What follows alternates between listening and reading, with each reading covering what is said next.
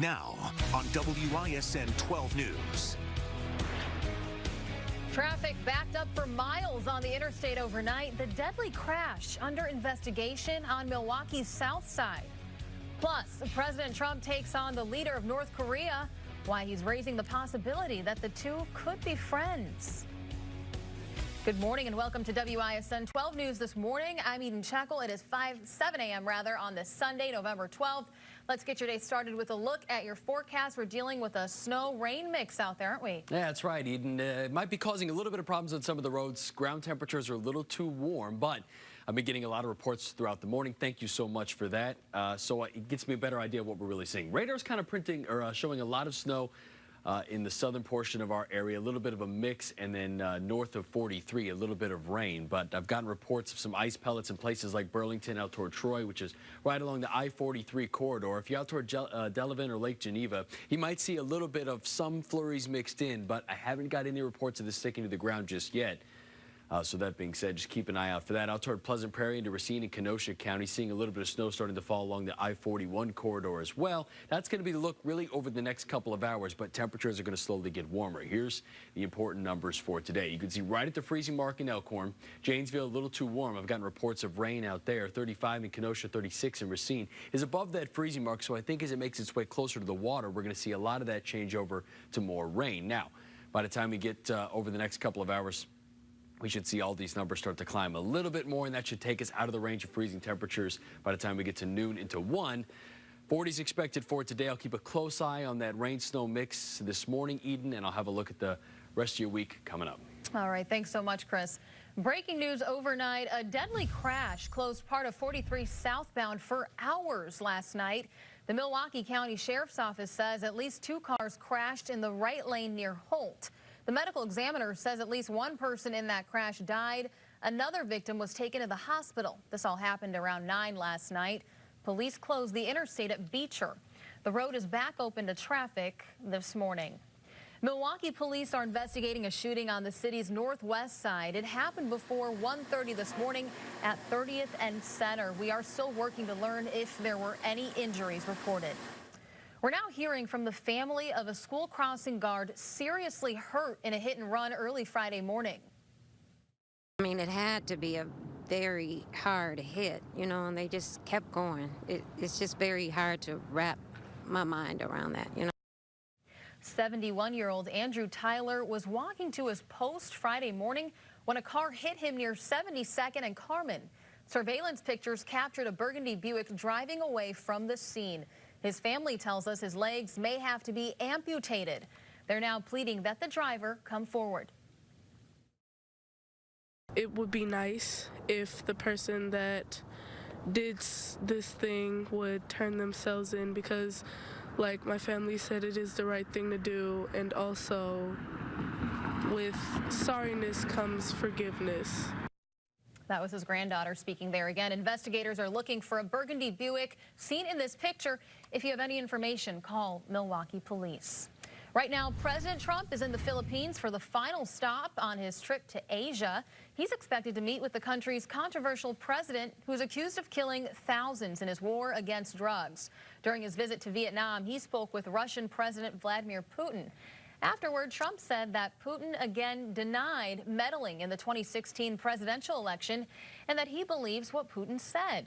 He clarified those comments during a news conference yesterday. I believe that he feels that he and Russia did not meddle in the election. As to whether I believe it or not, I'm with our agencies, especially as currently constituted with their leadership. Now, Trump also stressed it is time to move on from the issue. Last night, he tweeted, quote, "When will all the haters and fools out there realize that having a good relationship with Russia is a good thing? I want to solve North Korea, Syria, Ukraine terrorism, and Russia can greatly help." And there's a lot of reaction this morning to what President Trump said when asked whether a friendship was possible with North Korea's leader, Kim Jong-un. Strange things happen in life. That might be a strange thing to happen, but it's certainly a possibility. If that did happen, it would be a good thing for, I can tell you, for North Korea. But it would also be good for lots of other places, and it would be good for the world. So certainly it is something that could happen. I don't know that it will, but it would be very, very nice if it did. So a reporter asked the question after Trump tweeted, "Why would Kim Jong-un insult me by calling me old when I would never call him short and fat? Oh, well, I try so hard to be his friend, and maybe someday that will happen." Earlier this week, North Korea's state-run media called Trump a, quote, lunatic old man. Today marks 1 week since the devastating, deadly shooting at a Texas church. As ABC's Linda Lopez reports, the church is reopening to the public as a memorial. They're setting up tents for church service near where they used to gather on Sunday mornings. The survivors of the tragedy inside the First Baptist Church of Sutherland Springs will pray together again 1 week after Devin Kelley walked into their house of worship, killing 26 people and wounding 20 others. The gunman's first wife now opening up about what she says was a marriage filled with abuse and threats, saying in a promotional clip for an interview airing Monday on Inside Edition, "He just had a lot of demons or hatred inside of him." the victims now being laid to rest. Saturday, Richard and Therese Rodriguez were buried, husband and wife, in the small town cemetery. At the same time, neighbors and visitors trickle into the tiny Texas town to pay their respects. Handmade crosses, a visual reminder of so many lives lost.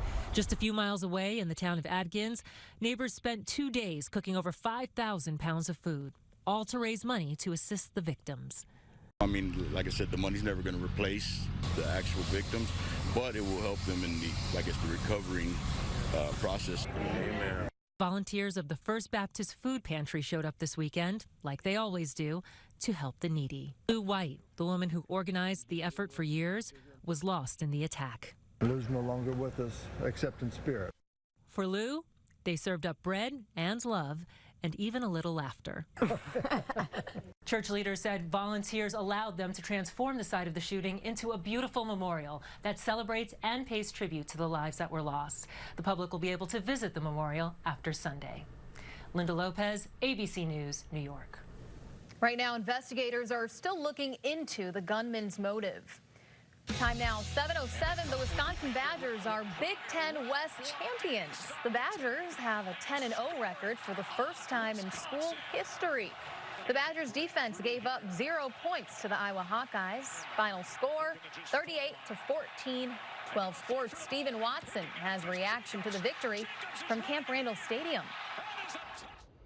A defensive performance for the ages by the Badgers. They hold Iowa to just 66 total yards. They were 0 for 13 on third down, and they allowed just 5 first downs to the Hawkeyes, the fewest they've allowed since 1998 in the Big Ten season. They played with confidence and obviously put in some tough situations, but they were a lot of fun to watch today. And then so many different guys stepped up and made plays, and it was that was a heck of a performance by our defense. When something bad happens, I think our guys love rising to the challenge. We all look at each other, and we're not angry at the offense. We're not angry at each other, at the situation. We're just ready to see what we're made of. Do you believe this team is a top 4 team? I mean, at least what you guys did defensively.